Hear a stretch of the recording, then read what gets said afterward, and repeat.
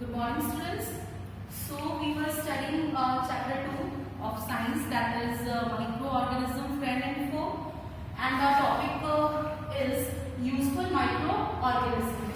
So the next thing where the microorganisms are useful to us is to increase the soil fertility. Yes, there are certain microorganisms which are responsible to increase the soil fertility, the fertility of the soil. This special kind of microorganism, there are certain kind of bacteria named Rhizobium bacteria. Yes, Rhizobium bacteria are especially found in the roots of special type of plants called leguminous plants. Leguminous plants are those plants which bear pod or beans. For example, pea or the pulses, the groundnut. These are some examples of leguminous plants. Okay, so these microorganisms named Rhizobium bacteria, they are present in the root nodules of these leguminous plants. So what happens? These Rhizobium bacteria have capacity to collect the nitrogen from the atmosphere and convert it into usable form, that is the nitrates. Nitrates are simple nitrogenous compounds.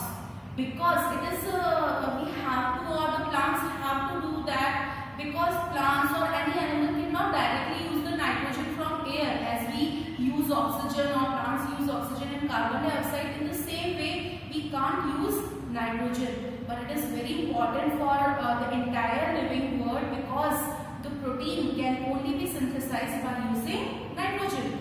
So plants start processing like this, that Rhizobium bacteria, they collect the nitrogen and convert them into nitrates.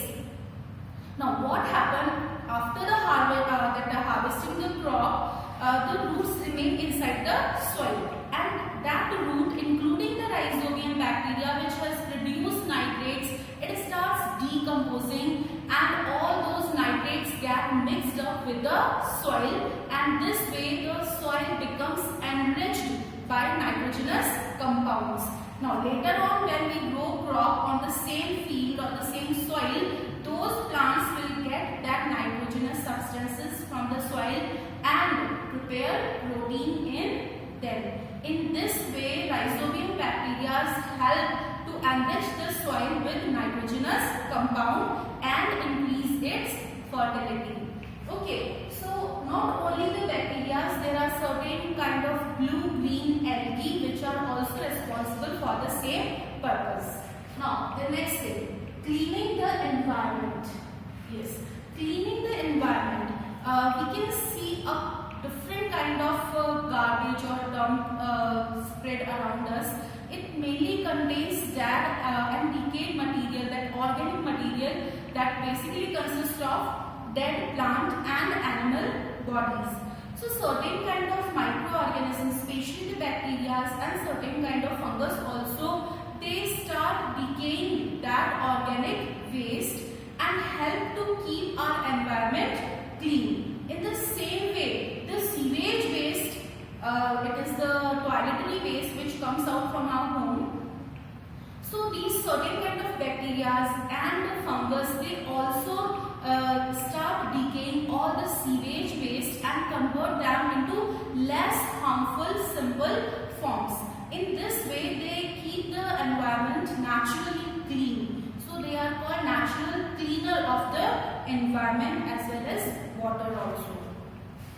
Next, there are some other uses of microorganisms like bacteria. Bacteria are certain kind of bacteria are used as in industrial level. For example, tanning. Tanning is the process to convert animal skin to leather.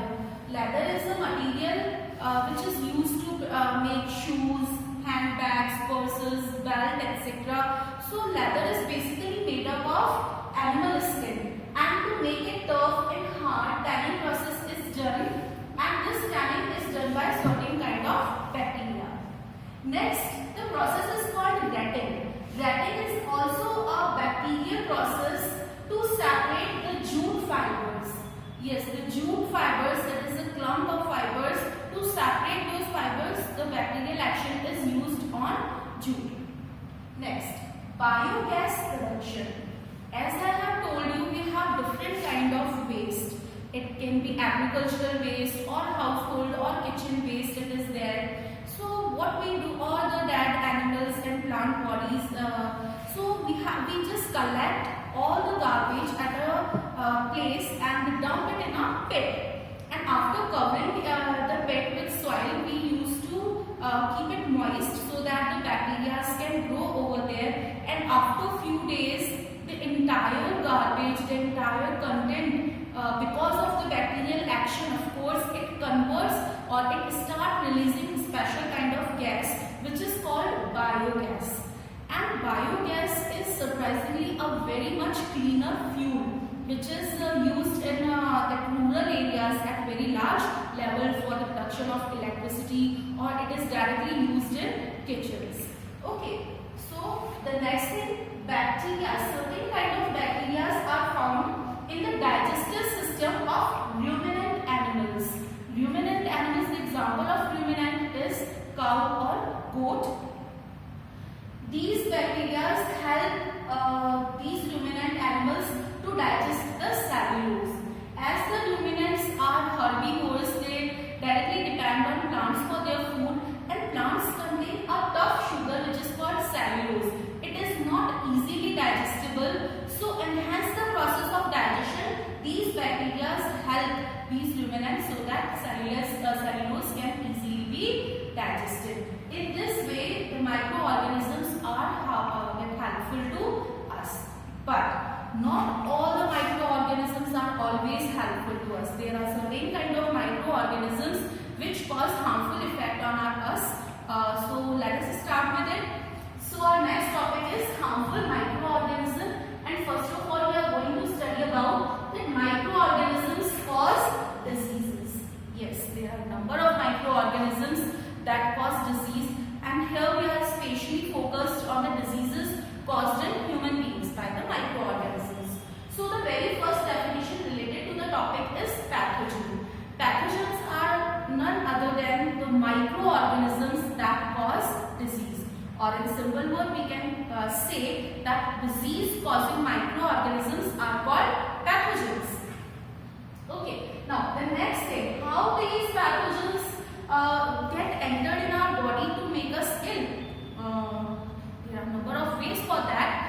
Actually microorganisms are so small, and in the starting of the chapter I have told you that they are found everywhere. They are around us in this air, whatever the food we are taking, whatever the water we are drinking, everywhere these microorganisms are present. So by these ways only they get entered in our body. If I am inhaling and some person sneeze in front of me or cough in front of me, so those microorganisms from that person comes in the air, and when I breathe that infected air, I will also get infected. Same way, if I am drinking some impure water or contaminated water which is that having certain microorganism in it, when I drink that water, naturally I am going to be fall ill. Same way, if I am taking unhygienic food or like sweet food if I am having, so it may contain some or the other microorganism, and when I will take those food, then I will also get sick. Okay, so by air, by water and by food, the infection can get inside us. There is one another way by which we can get infected by microorganism is by coming in a direct contact of the infected person. Sometimes it happens that some of our friend is sick, and when we come in direct contact with that person, like we handshake or hug him, or we directly use his or her articles, we can also get the same diseases. Now, what are communicable diseases? The thing which I have explained right now, it is the same here. The microbial diseases which spread from microorganisms by air, water, food, or coming in direct contact with an infected person. Especially communicable diseases are those diseases which spread from unhealthy sick person to a healthy healthy person. So such diseases are called communicable diseases or infectious diseases. So here are some examples of communicable diseases like cholera, common cold, chickenpox, tuberculosis, and many more such diseases are there. Now, I have given here a few examples of diseases which are transferred or spread by certain kind of microorganisms. Let us check this. That first of all, viruses. Here are a few examples of diseases which are spread or caused by viruses. Among these, the first one is common cold, then dengue, mumps, polio, hepatitis B, and AIDS. That is, the full form of AIDS is acquired immunodeficiency syndrome. And if I ask which is the most prevalent disease right now, which is also caused by some virus, and I know you know the answer, that is the COVID-19. Okay, the corona infection. That is also a virus-borne disease.